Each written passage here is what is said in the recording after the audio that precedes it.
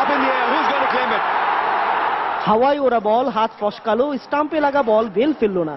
শহীদ আফ্রিদির 18 বলে 7 ছক্কায় সাজানো 56 রানের ইনিংসটা এই দু জীবনে পানিতে পড়া পাকিস্তানকে শেষ পর্যন্ত ডাঙায় তুলেছে। জয়ের জন্য মুখিয়ে থাকা বাংলাদেশ রেকর্ড 3 উইকেটে 326 রান করেও পরাজিত। অথচ আফ্রিদি যখন উইকেটে এসেছিলেন তখন জয়ের স্বপ্ন সত্যি হওয়ার পথেই ছিল স্বাগতিকদের। রেহমানের আউটে 5 উইকেটে 225 রান ছিল পাকিস্তানের। 52 বলে পাকিস্তানের তখনও দরকার ছিল 94 রান। আফ্রিদি বীরত্বের সঙ্গে ফাওয়াদের ক্যারিয়ার সেরা ইনিংসে সেটা শেষ পর্যন্ত বাংলাদেশের হৃদয় ভাঙল। যদিও পাকিস্তানের 3 উইকেটে 105 রানে থাকা অবস্থায় আটুনিটা আরো শক্ত করলেই পারত বাংলাদেশ।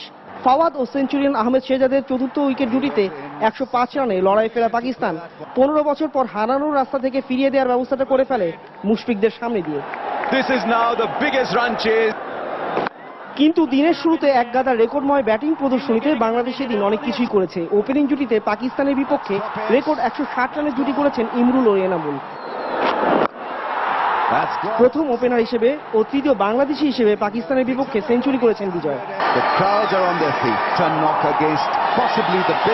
ওপরের 4 ব্যাটসম্যান প্রথমবারের মতো অন্তত 50 করার বিরল রেকর্ড গড়েছেন এক ম্যাচে।